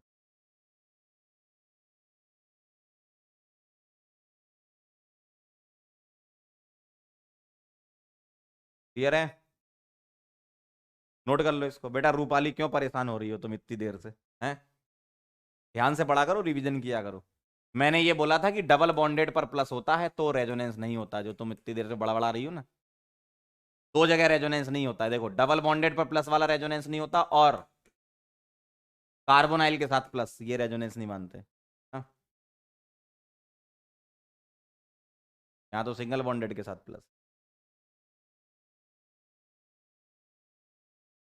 ठीक है, चलें आगे बढ़े।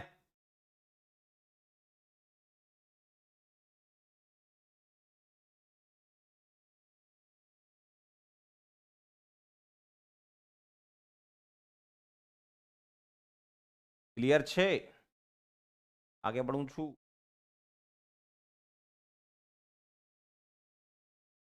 चलो भाई,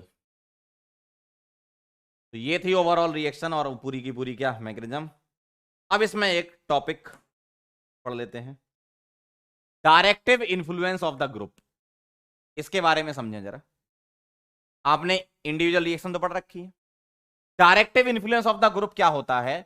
अगर बेंजीन पर पहले से ही कोई ग्रुप लगा हो, तो अब ये इलेक्ट्रोफाइल को बताएगा, पहले तो बेंजीन हुआ करती थी, अब बेंजीन पर पहले से ही कोई ग्रुप है, तो भैया पहले से बैठे हुए हैं हम जगह पर, अब अगर कोई आएगा तो हम डिसाइड करेंगे। यही तो होता है। देखो ये ग्रुप लगा हुआ है, या तो ये +M हो सकता है या -M, दो में से कोई एक हो सकता है, ये तो पक्का पता है तुम्हें। ठीक है, या तो +M हो सकता है या -M हो सकता है, सही बात है, या तो +M या -M। अब मुझे एक बात बताओ बेटा, इधर देखो, +M, याद करो क्या करता था, +M वाले ग्रुप नेगेटिव क्रिएट करते थे, कहां पर, ऑर्थो पर और पैरा पर, और -M वाले प्लस क्रिएट करते थे, कहां पर, ऑर्थो और पैरा पर, यही करते थे। अब इलेक्ट्रोफाइल को तो इलेक्ट्रॉन चाहिए, तो ये पूछेगा इससे, किससे, +M से, भैया हमें कहां जाना है, क्यों, तुम पहले बैठे हुए हो। पहले तो बेंजीन हुआ करती थी, कुछ नहीं था, तो बेंजीन से इलेक्ट्रोफाइल पूछता ही नहीं था, क्यों, उसको पता था कि भैया इसके घर पे कोई नहीं है, चलो कहीं भी चल लो। भाई इलेक्ट्रोफाइल बेंजीन पे कहीं भी जा सकता है, सारी पोजीशन सेम है। लेकिन अब कोई ग्रुप आ चुका है, मतलब बेंजीन के घर में कोई पहले से ही बैठा हुआ है, तो अब इलेक्ट्रोफाइल पूछेगा कहां जाना है हमें, तो ये बोलेगा हम हैं +M, हमने तुम्हारे लिए एक बहुत अच्छा काम कर दिया। क्या, हमने ऑर्थो पैरा पर नेगेटिव क्रिएट कर दिया, तुम ऑर्थो पे जाना चाहो ऑर्थो पे चले जाओ, पैरा पे जाना चाहो पैरा पे चले जाओ। तो इलेक्ट्रोफाइल बोलता अच्छा ऐसा है क्या, तो कहता हम ऑर्थो पे भी जाएंगे पैरा पे भी जाएंगे।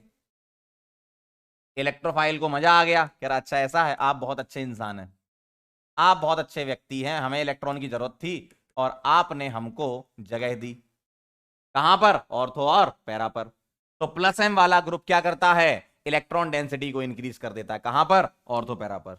इलेक्ट्रॉन डेंसिटी इंक्रीज करने का क्या मतलब है, नेगेटिव चार्ज आ गया यहां पर, देखो तो पेयर आएंगे ना यहां, जब ये +M देगा तो +M वाले ग्रुप क्या करते हैं, बेंजीन रिंग को एक्टिवेट कर देते हैं। ठीक है, क्या कर देते हैं, एक्टिवेट। एक्टिवेट का मतलब चार्ज डेंसिटी बढ़ा देते तो रिएक्शन और फास्ट हो जाती है। तो +M इलेक्ट्रॉन देता है, तो नेगेटिव नेगेटिव नेगेटिव क्रिएट हो गया, ऑर्थो पैरा डायरेक्टिंग हो गया। तो +M वाले ग्रुप को हम इन शॉर्ट क्या बोल सकते हैं, ओपी डायरेक्टिंग। क्या, ओपी डायरेक्टिंग मतलब इलेक्ट्रोफाइल को ये डायरेक्ट कर रहे हैं कि तुमको ओपी पे जाना है। ओपी मतलब ऑर्थोपैरा, ठीक है। अब अगर यहां -m हुआ तो इलेक्ट्रोफाइल इससे पूछेगा हाँ भैया हमें कहां जाना है, तो ये बोलेगा भाई हमने तो बेंजीन से इलेक्ट्रॉन खींच लिए, कहां जाओगे। ये बोलेगा मालिक आपने ऑर्थोपैरा पर प्लस क्रिएट कर दिया, हमको कुछ ऐसी जगह दे दो। कहेगा हाँ मेटा पे चले जाओ, हम मेटा पे कोई इफेक्ट नहीं दिखाते, हमने तो ऑर्थोपैरा पर प्लस क्रिएट किया, मेटा पे तो हम कोई इफेक्ट दिखाते नहीं है।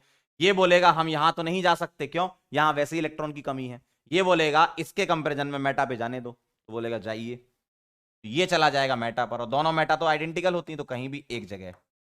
तो ओपी डायरेक्टिंग में 2 प्रोडक्ट बनते हैं और मेटा डायरेक्टिंग में एक ही बनता है। क्लियर है एकदम। तो इसको हम क्या बोल सकते हैं, मेटा डायरेक्टिंग। तो -m वाले ग्रुप क्या करते हैं, इलेक्ट्रॉन खींच लेते हैं, इलेक्ट्रॉन डेंसिटी कम कर देते हैं। तो -m वाले ग्रुप क्या करते हैं, इलेक्ट्रॉन खींच लेते हैं, तो ये रिंग को डीएक्टिवेट करते हैं, जबकि ये एक्टिवेट करते हैं। तो इनको हम एक्टिवेटर, इनको डीएक्टिवेटर ऐसा भी नाम देते हैं, है ना। क्लियर है एकदम, क्लियर है। तो इलेक्ट्रोफाइल को मजा आएगा जब बेंजीन पर +m लगा हो, और इलेक्ट्रोफाइल नाराज हो जाएगा जब बेंजीन पर -m लगा हो। ठीक है, ठीक है, क्लियर है। तो डायरेक्टिव इन्फ्लुएंस का मतलब यही है कि इलेक्ट्रोफाइल को ये डायरेक्ट कर रहा है, तो इसका इन्फ्लुएंस है इस रिंग पर। तो इलेक्ट्रोफाइल को डायरेक्ट कर रहा है कौन, ग्रुप, ठीक है।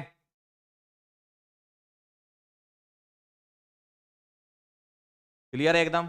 चलो इसको नोट कर लो, फिर हम आगे बढ़ते हैं। देख लो इसको, लिख लीजिए सर फटाफट से।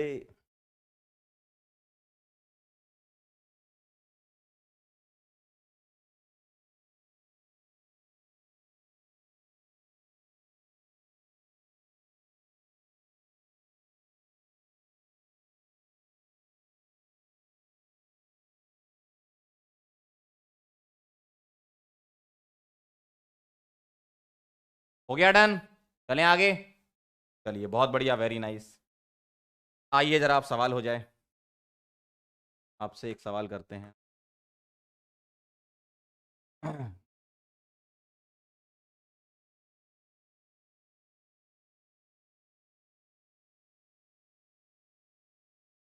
पुरानी रिएक्शन भी रिवाइज करते चलेंगे साथ साथ, है ना।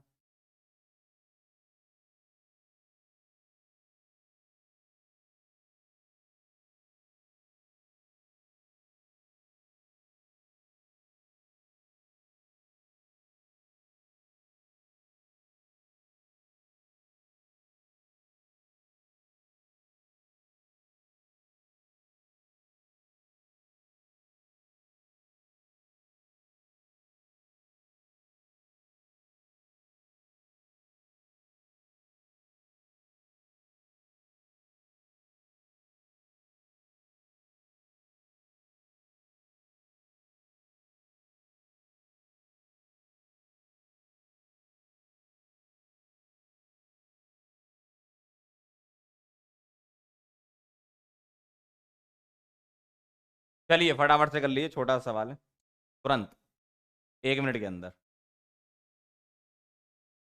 मालिक मैकेनिज्म, मैकेनिज्म से ऐसे सवाल बनते हैं कि आपसे कुछ भी पूछ लेंगे। सिग्मा कॉम्प्लेक्स क्या है बताओ, ठीक, रेजोनेंस स्टेबलाइज है कि नहीं, इंटरमीडिएट क्या बनता है, कार्बोकेटाइन, ये सब।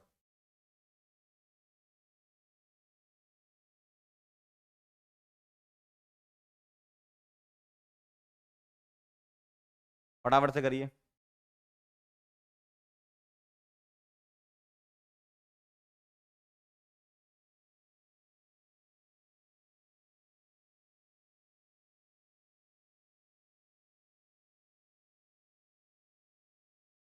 हुआ, देखो ये तो बना लिया होगा, बेंजीन है। बेंजीन का डायरेक्ट नाइट्रेशन करना है तो कोई भी पोजीशन पे कर दो, क्यों, सारी पोजीशन सेम है, नाइट्रोबेंजीन बन जाएगा। और यहां पर माइनस बना लोगे, फ्रीडल क्राफ्ट अल्काइलेशन, ये इस पे चला जाएगा, तो ये बना लेगा टॉलविन। और अब यहां ध्यान देना, ये NO2+, ठीक है। एक काम करता हूं, यहां C के साथ D और E दो बनेंगे ना, D+E, E भी कर लो यहां, है ना, D+E कर लेना। अब यहां पर NO2+ इससे पूछेगा। अब आप मुझे बताओ ये क्या है, बोलो ये क्या है। ये कहेगा हम हैं +M, और +M क्या होते हैं, ओपी डायरेक्टिंग। तो एक ऑर्थो और एक पैरा, तो कोई सा भी ऑर्थो लिख दो, कोई सा भी पैरा लिख दो। तो NO2+ मिथाइल से पूछेगा कहां जाना है, मिथाइल बोलेगा हम +M है, और अगर हम +M है तो तुमको जाना पड़ेगा ऑर्थो पैरा पर। अब इसमें बात आती है मेजर माइनर की। अगर हाइड्रोजन बॉन्डिंग नहीं है तो पैरा मेजर, अगर है तो ऑर्थो मेजर। अब इन दोनों में से देखो क्या हाइड्रोजन बॉन्डिंग है, नहीं है। FON से जुड़े हुए हाइड्रोजन बॉन्डिंग में इन्वॉल्व होते हैं। और अल्काइल वाले में ध्यान रखना, जब कभी भी अल्काइल हो ना, पैरा मेजर होता है। अल्काइल बल्कि होता है, बल्कीनेस से आंसर करना है, क्या आएगा आंसर, पैरा मेजर। ये माइनर। भाई अल्काइल में हाइड्रोजन बॉन्डिंग होती नहीं है, और अल्काइल सबसे छोटा अल्काइल ही बल्कि होता है, मिथाइल। सारे अल्काइल बल्कि होते हैं, तो पैरा मेजर होता है फिर, हमेशा ध्यान रखना। अगर कभी हाइड्रोजन बॉन्डिंग हो रही होती तो हम ऑर्थो मेजर बोलते।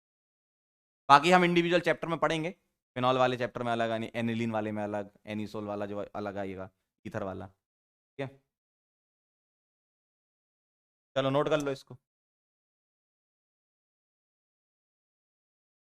नोट कर लीजिए।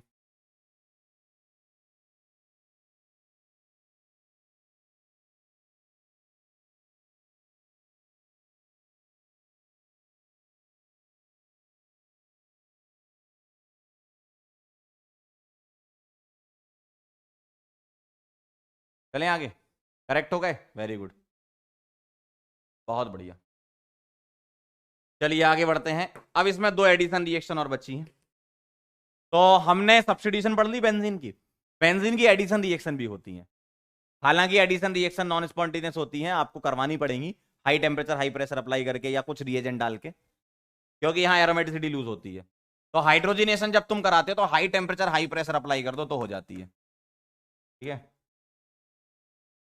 जैसे बेंजीन की रिएक्शन कराओगे आप H2NI, तो आपको high temperature high pressure apply करना पड़ेगा। तो आप क्या करोगे, ये तीनों पाई बॉन्ड ब्रेक कर दोगे। एरोमेटिसिटी को तुम्हें तोड़ना है तो तुमको कुछ एनर्जी प्रोवाइड करनी पड़ेगी, तो आप एनर्जी देकर ये रिएक्शन करवाते हो, ठीक है। तो हाइड्रोजिनेशन में हाइड्रोजन का एडिशन होता है, पाई बॉन्ड ब्रेक कर देना, नोट कर लो। High temperature high pressure apply करते हैं आप।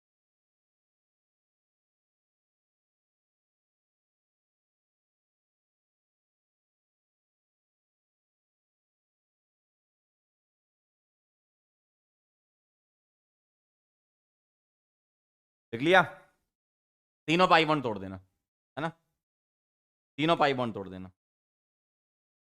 डन। और हेलोजिनेशन वाली रिएक्शन में ध्यान से देखिएगा, इसमें भी तीनों पाई टूटेंगे। तो यहां भी आपके 3 मोल Cl2 लगते हैं, या एक्सेस में लिखा हो तो भी ठीक है, लेकिन सनलाइट ध्यान रखना, Cl2 इन सनलाइट पाई बॉन्ड तोड़ता है। कैटलिस्ट में पाई नहीं तोड़ता, कैटलिस्ट में तो ESR हो जाती है। सनलाइट में पाई बॉन्ड तोड़ देगा और ये बना लेगा ऐसा, हर एक जगह पर Cl आ जाएगा ना, पाई टूट जाएंगे सारे यार, है ना, सारे पाई टूट जाएंगे, हर एक जगह पे Cl आ जाएगा। और ये कंपाउंड बड़ा अच्छा कंपाउंड है, इसको बोलते हैं गमेक्सेन, और लिंडेन भी नाम है इसका। और गामा 666 बोलते हैं इसको, क्यों बोलते हैं, क्योंकि इसमें 6 कार्बन 6 हाइड्रोजन और 6 क्लोरीन होते हैं, गामा 666, ठीक है।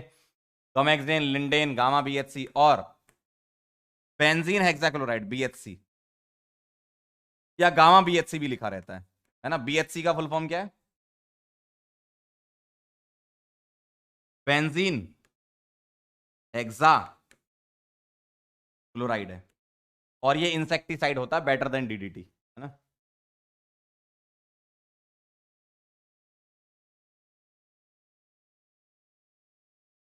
ध्यान रखना अब यहां पर नाम, नाम में भले ही बेंजीन हेक्साक्लोराइड हो, लेकिन इसमें बेंजीन नहीं होती। नाम में भले ही बेंजीन हेक्साक्लोराइड हो, लेकिन इसमें बेंजीन होती नहीं है। ये बेंजीन से बनता है इसलिए इसका नाम रखा गया बेंजीन हेक्साक्लोराइड, है ना। तो बेंजीन हेक्साक्लोराइड में बेंजीन नहीं होती, ध्यान रखिएगा। तो गमेक्सेन, लिंडेन, गामा BHC या गामा 666 भी नाम है इसका, नोट कर लीजिए।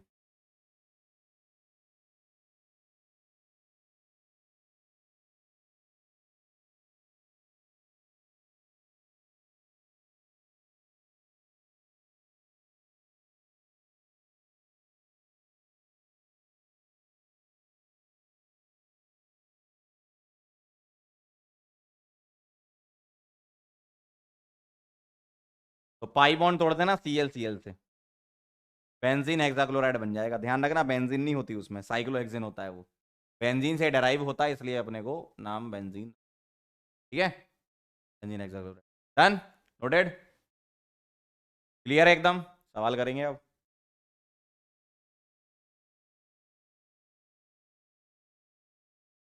डन हो गया, आओ जरा सवाल कर लें। PHCOH, इसका कराओ आप सोडा लाइम।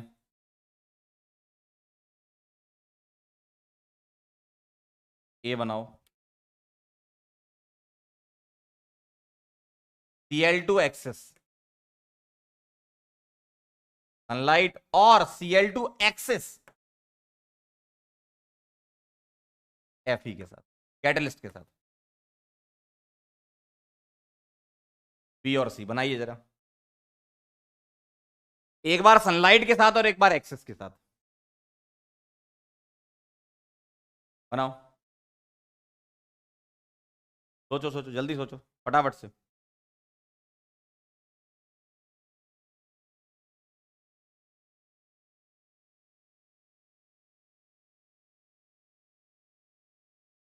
आया कुछ, देखो। ये तो तुम्हारा बन गया होगा बेंजीन, है ना। और जब सनलाइट के साथ कराओगे एक्सेस में तो हेक्साक्लोरोबेंजीन बनेगा।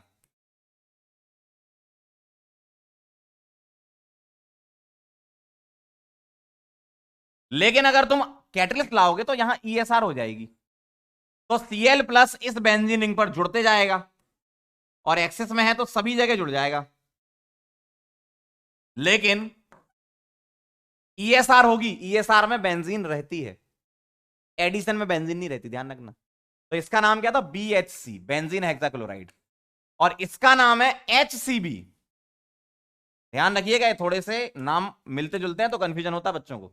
BHC मतलब बेंजीन हेक्साक्लोराइड और HCB मतलब हेक्साक्लोरोबेंजीन। और हेक्साक्लोरोबेंजीन में बेंजीन होती है, हाँ यही तो बात है। हेक्साक्लोरोबेंजीन में बेंजीन है, जबकि बेंजीन हेक्साक्लोराइड में बेंजीन नहीं है।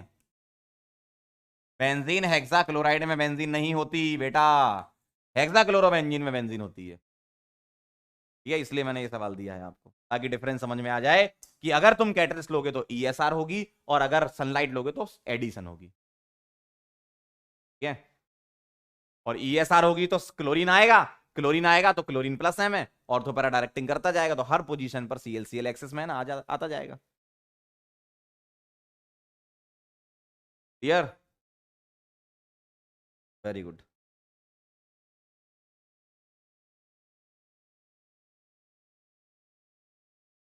डन,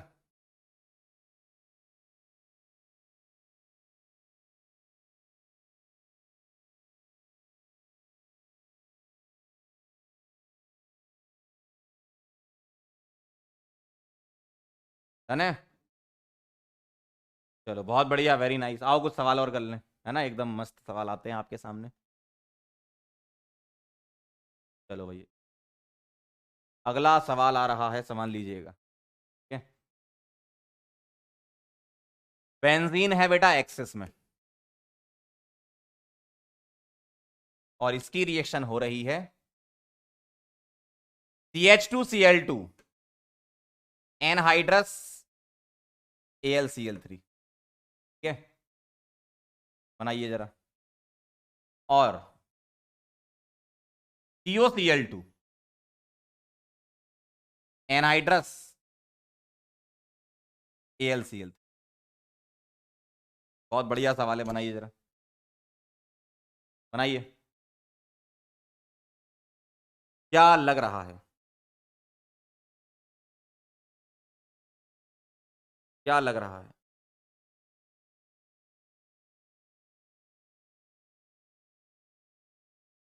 सोचिए,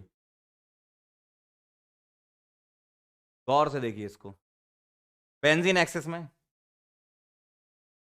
अगर तुम इसकी रिएक्शन सोचोगे तो क्या करोगे, यहां से CH2Cl2 है ना,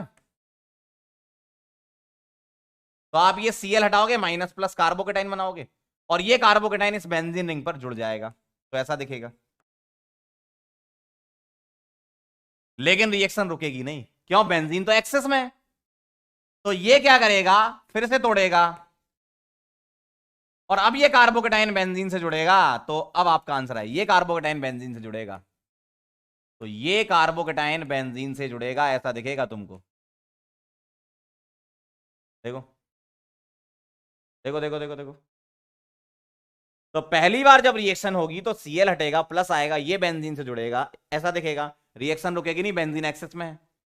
फिर Cl निकलेगा, फिर कार्बोकेटाइन बेंजाइल कैटाइन बनेगा, अब ये बेंजीन से चिपकेगा। ठीक है ना? अगला देखो इधर, जब तुम्हारे पास COCl होगा तो ये Cl हटेगा, माइनस कार्बन पे प्लस आएगा, तो COCl जुड़ेगा बेंजीन से। क्या जुड़ेगा? COCl बेंजीन से जुड़ेगा, और अब रिएक्शन रुकेगी नहीं, क्यों? क्योंकि ये यहां से फिर टूट जाएगा ऐसे, और ये कैटायन बेंजीन से जुड़ेगा। क्यों? रिएक्शन एक्सेस में हो रही है बेटा, ऐसा दिखेगा आपको। दो बेंजीन रिंग के बीच में C डबल हो, यहां दो बेंजीन रिंग के बीच में CH2। समझे भाई? दो बार रिएक्शन होनी है यहां पर, गौर से देखो आप इसे। बेंजीन इसलिए तो एक्सेस में दी थी। अगर तुमने COCl2 लिया तो Cl हटेगा, कार्बोकेटाइन बनेगा, कार्बोकेटाइन रीअरेंज तो होता नहीं, ये वाला ये सीधा चिपक जाएगा, ऐसा बनेगा। Cl हटेगा, फिर कार्बोकेटाइन आएगा, और ये कार्बोकेटाइन बेंजीन पे जुड़ के डाइफिनाइल मीथेनॉन बना लेगा। इस वाले में Cl हटेगा, प्लस आएगा, प्लस क्या है, CH2Cl, ये बेंजीन से जुड़ेगा, बेंजाइल क्लोराइड बनेगा। Cl हटेगा, प्लस आएगा, बेंजाइल कैटायन बेंजीन पे जुड़ेगा, दो बेंजीन रिंग के बीच में CH। क्लियर एकदम?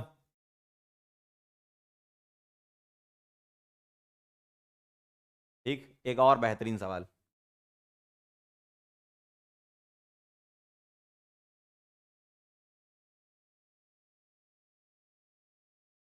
आइए जरा एक और बेहतरीन सवाल।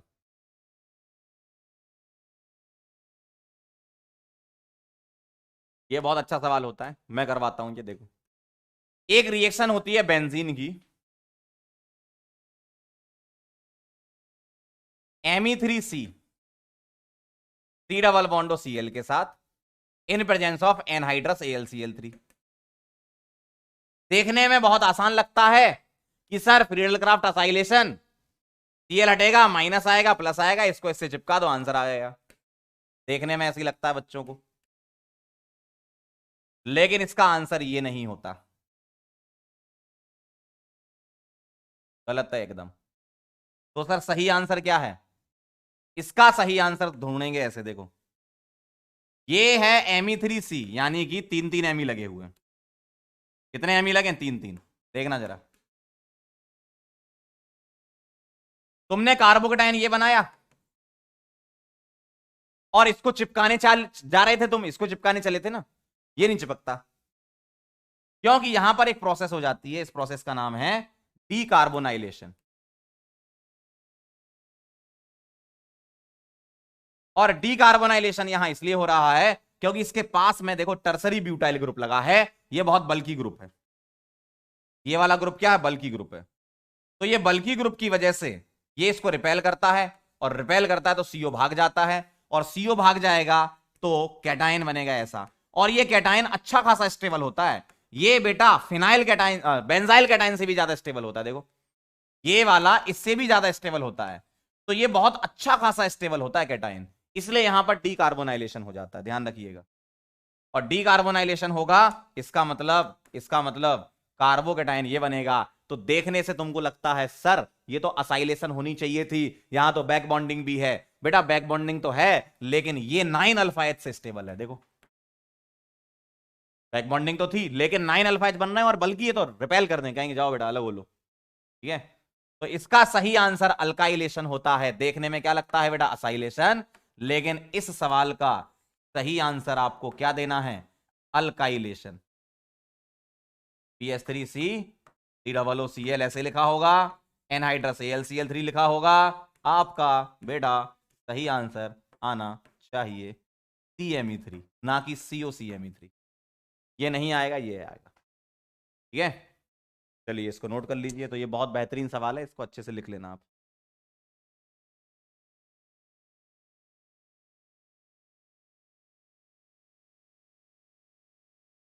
ठीक है, आप लोग इस चैप्टर को रिवाइज कर लेना, PYQ करेंगे अपन नेक्स्ट लेक्चर में।